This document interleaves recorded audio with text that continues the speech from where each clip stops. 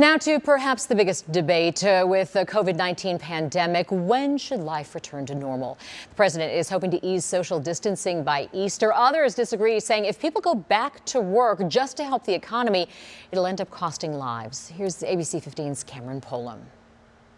Most of those days aren't hard dates, and I don't think that anybody would want to say that's a hard date, and doing so would be kind of foolish. Ronnie Carter, a Valley nurse, would know. He says we're just now seeing the surge in cases in our state, and he expects the numbers to continue to rise. Now, what kind of arc we're looking at in terms of those cases, what kind of spike, and how quickly that spike comes is a big issue for everybody. That's because the economy is at a standstill as orders to shelter in place ramp up across the country. Some, however, believe those orders may leave us worse off than if we continued with business as usual. The economy is important.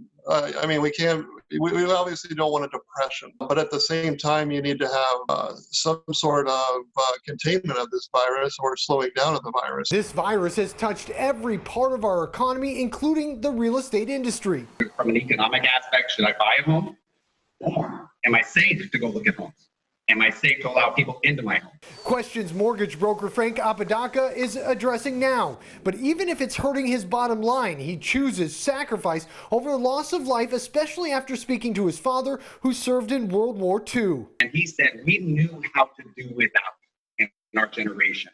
He told me stories that they weren't allowed to have any meat because it had to be shipped overseas to the soldiers in Europe.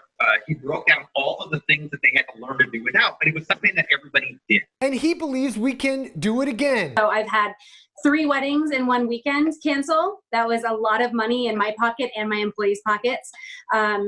And I haven't scheduled any new catering events because nobody knows when this is going to be over. Carrie Frazier owns a catering business and urban cafe in Phoenix. But despite being one of the hardest hit industries, she's insulted by the question of people sacrificing their lives for the almighty dollar. Picking a side and saying we need to sacrifice the vulnerable community so we can get back to work, or we need to decimate our economy. I feel like we can do better. She believes in an adapt and overcome mindset, sticking together and helping each other. But when it comes to the president's hopes of easing social distancing by Easter, she doesn't buy it. The thought that trying to sacrifice a whole population of people for money, it doesn't feel good. And we're going to be on the wrong side of history if that's how we play this out. I'm Cameron Polam, ABC 15 Arizona.